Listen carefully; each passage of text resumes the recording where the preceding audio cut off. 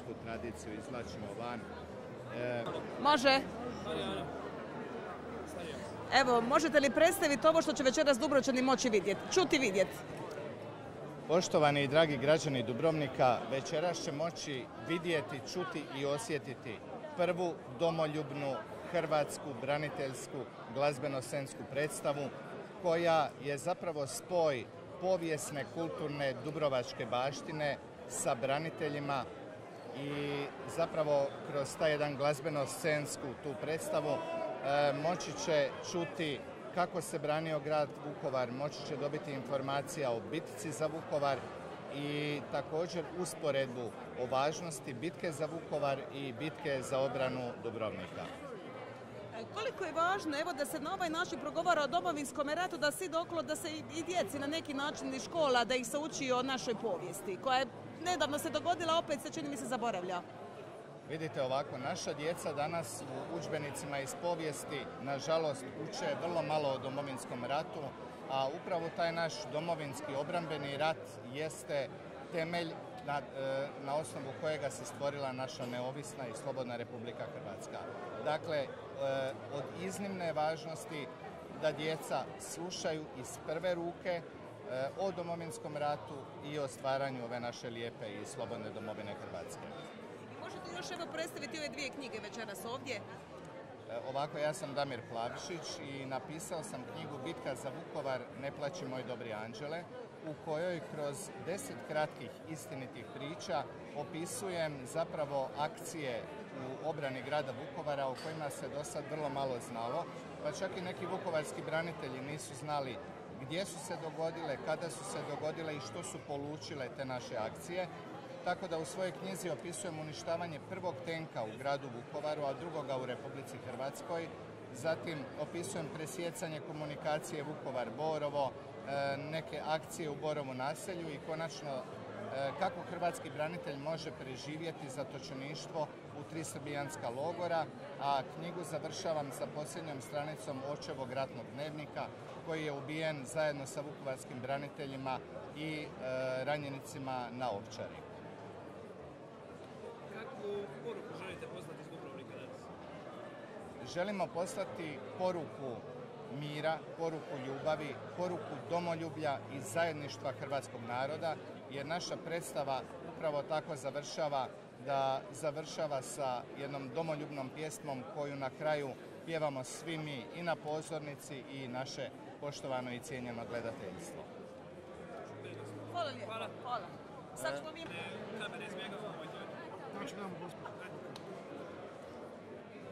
S vašim kolegom smo razgovarali općenito o ovome projektu, a ako vi možete malo predstaviti vašu knjigu. Ja sam Damir Markoš Kutina, dragovoljac HOS-a. Branio sam Vukovar zajedno sa još 57 branitelja, dakle dragovoljaca HOS-a, sastavljenih iz cijele Hrvatske od malih grupica. Od cijele Hrvatske, Bosne i Hercegovine imali smo Francuza Jean-Michel Nicoliera. Evo, upravo nema dugo je bio dokumentarni film o njemu u Zagrebu i prepuna kino dvorana je bila, bit će tako i diljem Hrvatske, kada će se prikazivati taj dokumentarni film. Od nas 58, 25 je poginulo dakle direktno u borbama ili kao ranjenici odvedeni iz Vukovarske bolnice i ubijeni na Ovčari. 3 imamo nestalih, Jadranka Anić-Antić, Duško Smek i spomenuti Francuz Jean-Michel Nicolier. 3 imamo umrli nakon Domovinskog rata i nažalost prije 2 godine jedina žena u HOS-u, Violeta Antolić, je poginula u prometnoj nesreći u Zagrebu. Knjigu sam pisao 5 godina, knjiga je u biti spomen na sve one koji su dali ono što najviše su dali, a to je život, jer što se ne zapiše nije se dogodilo. Dakle, koja je svrha ovoga što radite večeras? Zanimljivo je da je puno tu djeci, da se priča o našoj novoj povijesti koja je tako nedavno se dogodila, na neki način se i zaboravlja puno toga, je li? Tako je, kad se gostuje u jednoj televizijskoj emisiji, baš se pokaziva udžbenika, dakle, koje govore o Domovinskom ratu i biti skoro ne govore ništa. Upravo intencija je na tome da dolaze, znači, osmaši, oni uče inače kao o Domovinskom ratu u školama i da oni vide što je to bilo 1991. i 1995. godine.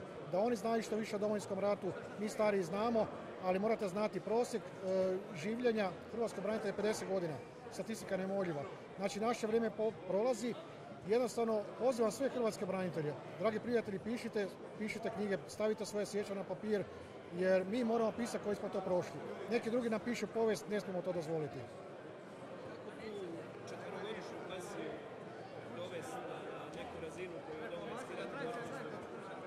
Pa upravo gledajte, kao i 1991. Mali ljudi su napravili veliki posao. Ja pozivam upravo te male ljude, usprkos svemu. Ljudi pišite, održavajte prezentacije, promocije, dolazite u školu u saradnji sa profesorima, što mi Dragovice HOS-a isto radimo, govorimo djeci kako je bilo, vodimo ih u Vukovar, dakle autobusima, direktno na lice mjesta, to je jedini način. Nadamo se boljim promjenama i u Ministarstvu hrvatskih branitelja, kada bude osnovano, Ministarstvo kulture i tako dalje, obrazovanja, da se ipak bude više u školama u Domovinskom ratu, ali prvenstveno intencija hrvatski branitelji, pokrenite se. Hvala lijepo. Ko je rekao 100 kuna za intervju, neko je rekao. To ćemo nakon prije.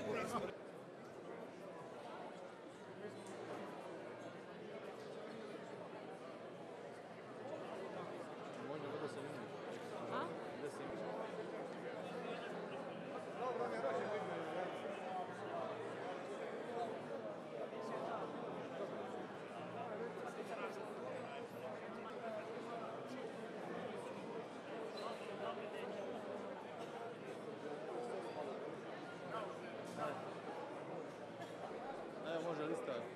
Listaj.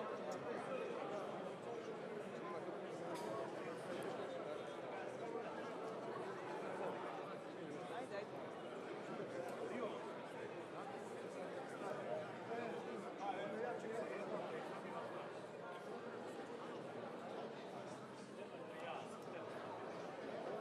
A? Hoćemo sad vratiti na prvu još jednom.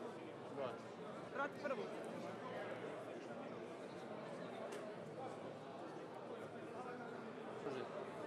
Može. Tako, bravo.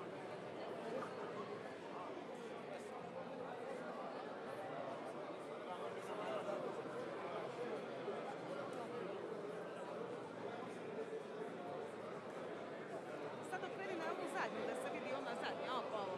Nazad, tako.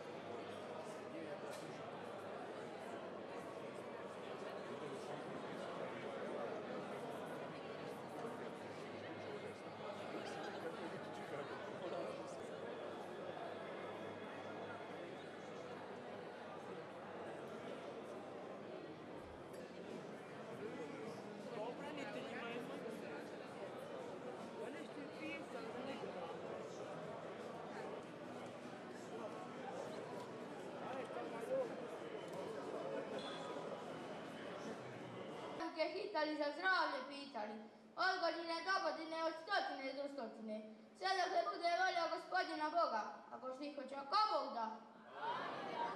Pa gospodine, vi s toga na njemu sjedio gospodin Bog, nekome dijelio šakom, nekome kapom, nekome vrećom i svakom drugom dobrom srećom, ako što ih hoće, ako Bog da. Pa u vaš da čas dobri...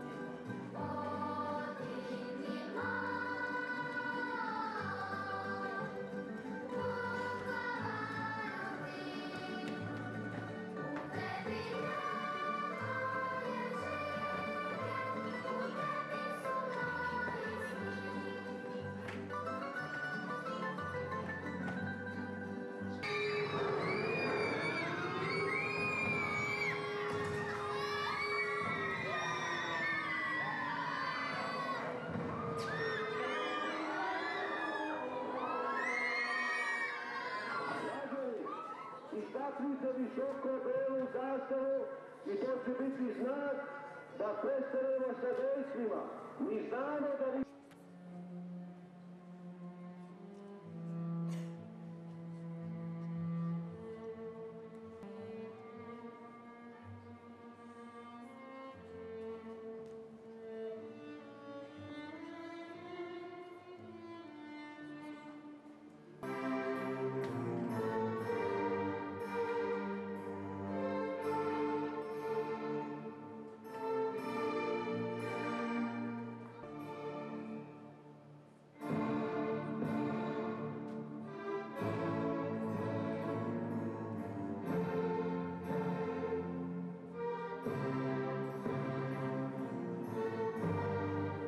prizivaju Boga, niz lice se cijede biserne suze.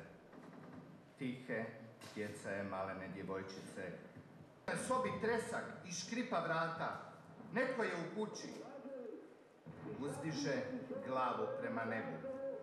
Raščupanu plavu kosu Hrvate, četnici vode svoj krvavi pir. Zagrmilo je, bljesak. U sobi su zasjale tisuće zvijezdica, zaostale u oku. Zasjale su poput sunca. Bijelo lice ozario je osmijeh, nestali su četnici, bol i tuga. Ustala je krvlju. Još jedno mrtvo dijete leži u krvi. U zgrčenoj ruci. A moj kutinčanin bijelo, već spomenutog špagina, raritetno rusko oružje, vrlo sumnjive kvalitete i uporabe. No Petar i ja smo prespavali jutro i konvoj krenuo bez nas. Ustali smo se još s meni, vidimo da nema naših vozila. Pitamo ljude, gdje su HOS-ovci? A oni pokazuju prstom prema Vukovaru. Cijelo vrijeme u zraku visio neki čudan osjećaj. Kao da će upravo neko zapucati, ali sam i održao govor kojeg sam itekako zapamtio. A zapravo nas je predstavio se kao Milet Daković, a mi smo svi već zapravo čuli za legendarnog Jastreba, imao pojma o čemu se radi. Tek nekoliko dana kasnije to smo dobro shvatili. Rekao je kako upravo nas šalje na Sajmište, najtežu gradsku bojišnicu. Ne bi li svojom pojavom dignuli moral istrpljenim braniteljima.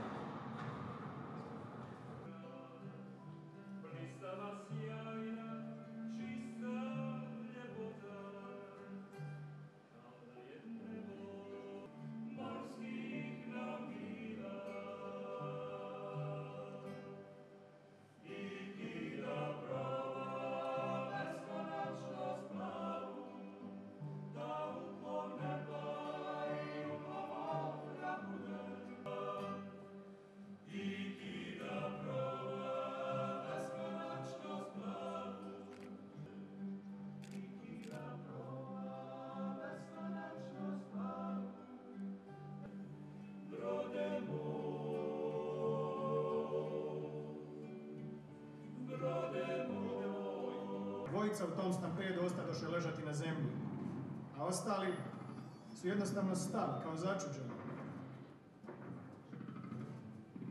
Za nas snajperiste bila je važna mirnoća i procjena. A oni su trebali samo par sekundi biti na miru ili se kretati u istom smjeru da bi ih mogli blagosloviti. Da, vidim. Probili su moj položaj. Gdje je zapovjednik? Uđi u kuću, eno ga u dvorištu gađa tenkove. Mladić koji me pozvao u kuću stajao je na ulaznim vratima. Kada sam ušao, provirio je u smjeru iz kojega sam dotrčao, a onda u čitavoj simfoniji fijukanja metaka i mnoštva eksplozija, na okret me je ponukao tup udarac iza mojih leđa. Mladić je...